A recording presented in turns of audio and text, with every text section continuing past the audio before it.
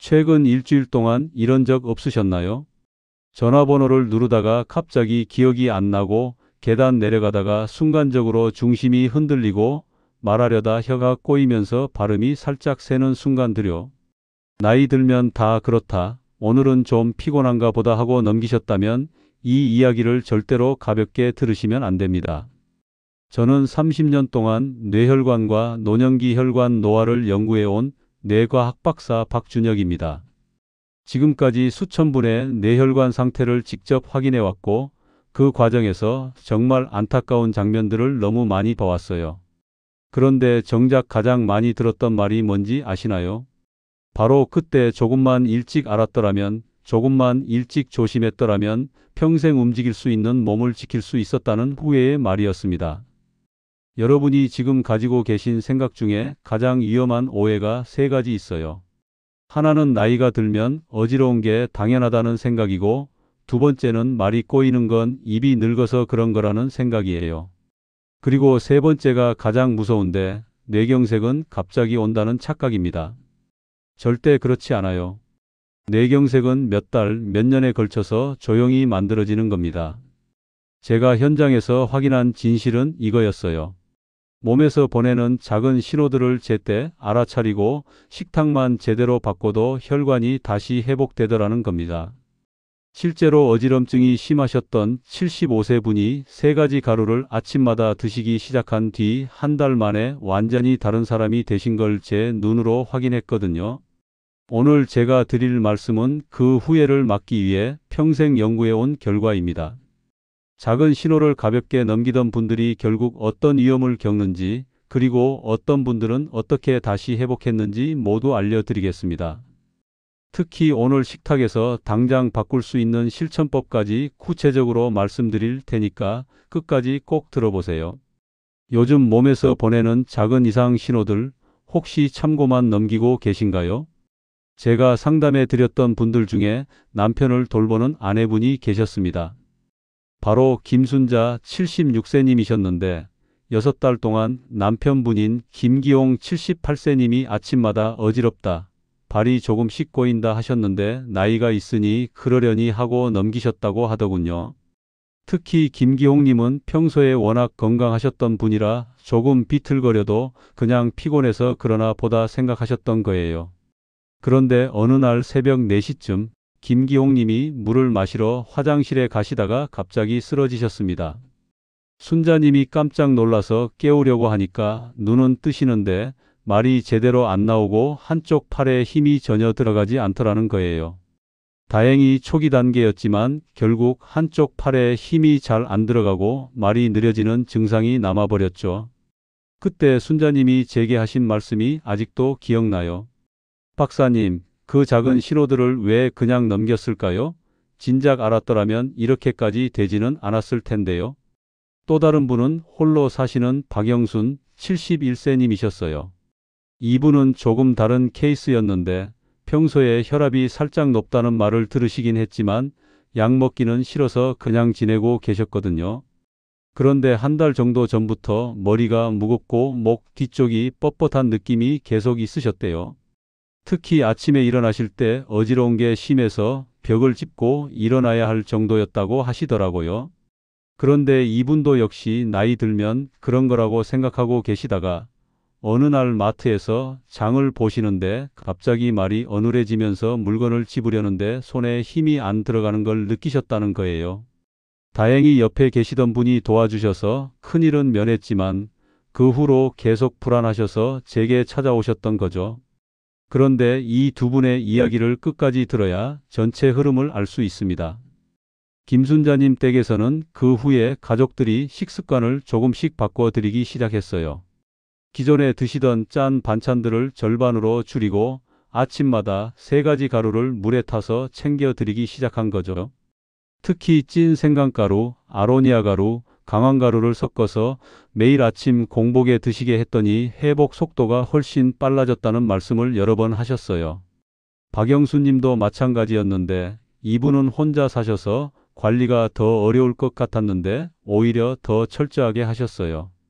매일 아침 7시에 일어나서 물 한 컵에 3가지 가루를 넣어 마시고 저녁은 6시 이전에 드시고 기름진 반찬은 아예 식탁에서 빼버리셨거든요.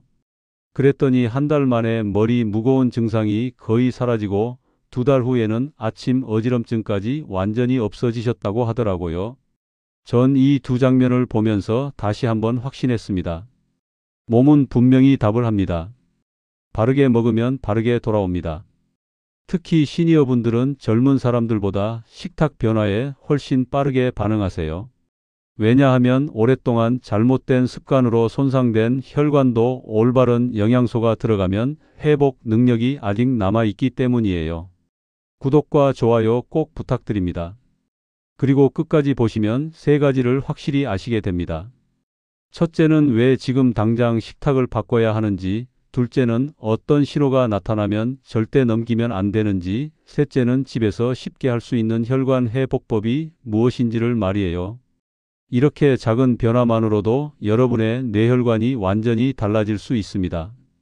그래서 이제부터는 뇌경색과 연결되는 생활 속 위험 요소들을 하나씩 짚어보겠습니다.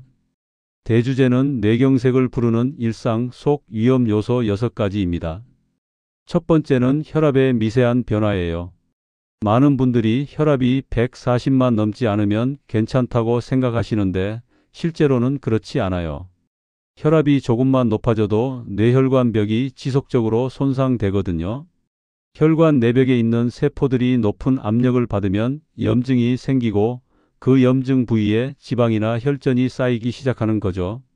국내 보건복지부 산하질병관리청 연구 자료에 따르면 수축기 혈압이 10만 올라가도 뇌경색 위험이 거의 2배 가까이 증가한다고 보고됐습니다. 예를 들어 평소 혈압이 120이셨던 분이 130으로 올라가면 위험도가 1.8배 높아진다는 거예요.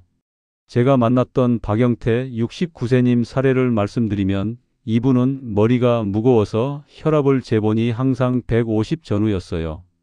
병원에서는 약을 권했지만 별일 아니겠지 하고 넘기셨다가 어느 날 말이 잠시 새는 증상이 오신 거예요.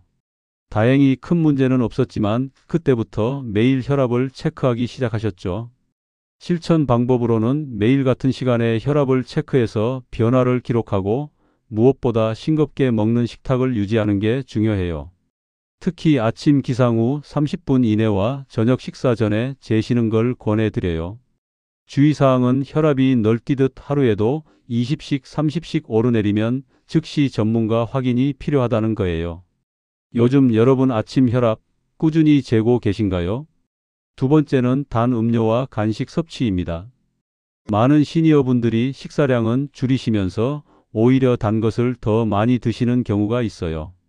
그런데 당분이 자주 들어가면 혈관벽 단백질이 손상돼서 염증이 생기거든요. 이걸 당화 반응이라고 하는데 혈관 내벽이 딱딱해지면서 탄력을 잃어버리는 거예요. 한국영양학회에서 발표한 연구에 따르면 당 섭취가 많은 그룹은 혈관 내피 기능 감소가 뚜렷했다고 보고됐어요. 특히 하루당 섭취량이 50g을 넘어가면 혈관 노화 속도가 급격히 빨라진다는 결과가 나왔죠. 최정임 72세님 사례를 보면 이분은 식사량은 적으셨지만 과일 주스를 매일 500ml씩 드셨어요. 건강에 좋다고 생각하신 거죠. 그런데 3개월 후 피검사에서 당 수치가 높아졌고 뇌 MRI를 찍어보니 초기 혈관 협착이 확인됐던 거예요. 실천 방법으로는 주스 대신 생과일로, 설탕 대신 계피가루나 생강가루 등으로 대체하시는 걸 권해요. 주의사항은 과일도 한 번에 많이 먹는 것보다는 조금씩 나눠서 드시는 게 좋다는 거예요. 혹시 요즘도 단 게 땡기면 주스로 해결하고 계신가요? 세 번째는 기름진 반찬 위주의 식사예요. 시니어분들이 특히 좋아하시는 돼지고기 김치찌개, 삼겹살, 튀김류 같은 음식들이 문제가 되는 거죠. 포화지방이 많이 들어가면 피 속 나쁜 콜레스테롤이 늘어나고 혈전 형성을 촉진시키거든요. 유럽심장학회 예방의학 연구에서 기름진 식단을 주로 먹는 그룹은 뇌경색 위험이 1.7배 높았다고 발표했어요. 특히 트랜스지방이 많은 음식을 주 3회 이상 먹으면 혈관 염증 수치가 정상 그룹의 2배 이상 올라간다는 결과도 나왔고요. 강민호 65세님은 평소에 고기 반찬을 즐기시다가 건강검진에서 LDL 콜레스테롤이 급격히 높아진 걸 확인하셨어요. 그 후 한쪽 팔에 저림 증상을 경험하셨는데 다행히 식단을 바꾸신 후에는 수치가 정상으로 돌아오셨죠. 실천 방법으로는 고기 섭취는 줄이고 등푸른 생선이나 콩류를 식탁에 더 올리시는 걸 권해요. 주의사항은 튀긴 음식은 가급적 피하시고 어쩔 수 없이 드실 때는 기름을 최대한 제거하고 드시라는 거예요. 오늘 저녁 식탁에 기름진 반찬이 몇 개나 올라오셨나요? 네 번째는 물 섭취 부족입니다. 나이가 들수록 갈증을 덜 느끼시게 되면서 자연스럽게 물을 적게 마시게 되시는데 이게 큰 문제가 돼요. 물을 적게 마시면 혈액 점도가 높아져서 피가 끈적끈적해지거든요. 국내 노인보건연구소에서 실시한 시니어 수분 섭취 조사에서 하루 1리터 미만 섭취하는 그룹은 정상 섭취 그룹보다 혈액 점도가 평균 30% 더 높았다고 보고됐어요. 특히 아침 공복 시 혈액 점도가 가장 높아진다는 결과도 나왔죠.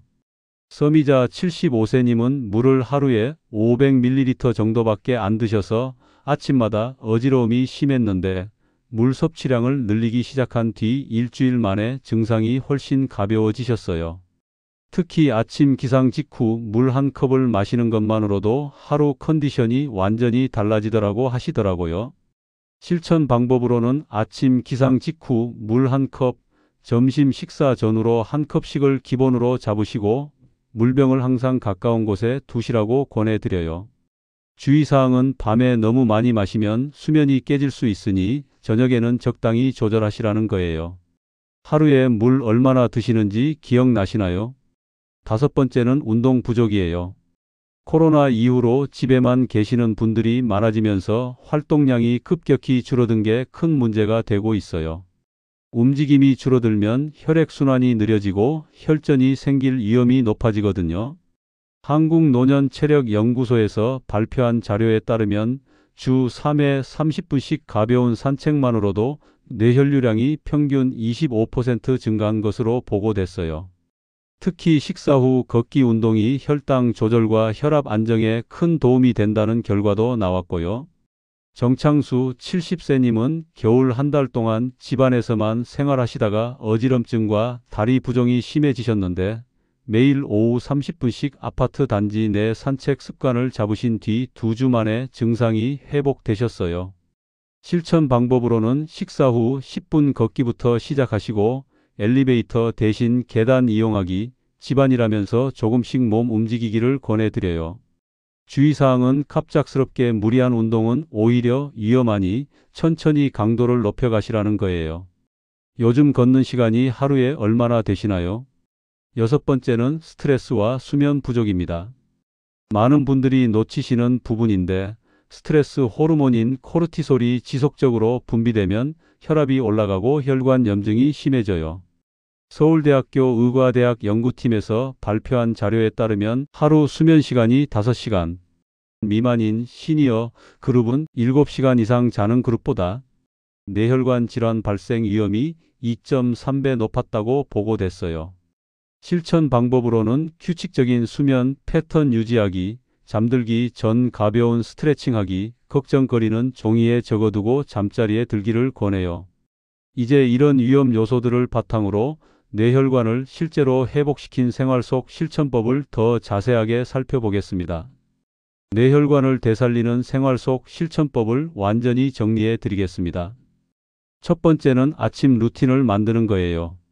아침에 먹고 마시는 것이 하루 종일 혈당과 혈압을 안정시키는데 정말 결정적인 역할을 합니다. 특히 시니어분들은 아침 공복 시 혈액 점도가 가장 높아지기 때문에 이 시간대 관리가 무엇보다 중요해요.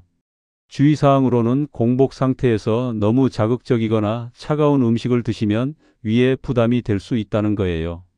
실천 방법으로는 기상 직후 미지근한 물 한 컵에 3가지 가루 중 하나를 넣어 마시고 5분 정도 가벼운 목과 어깨 스트레칭을 한 뒤에 식사하시는 루틴을 만드시라고 권해드려요.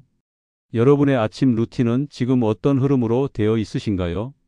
두 번째는 가루 3가지를 식탁의 기본으로 만드는 거예요. 찐 생강가루, 아로니아 가루, 강황가루는 혈관 건강에 정말 도움이 되는데 무엇보다 가루 형태라서 섭취가 편하고 몸에서 흡수되는 속도도 훨씬 빨라요.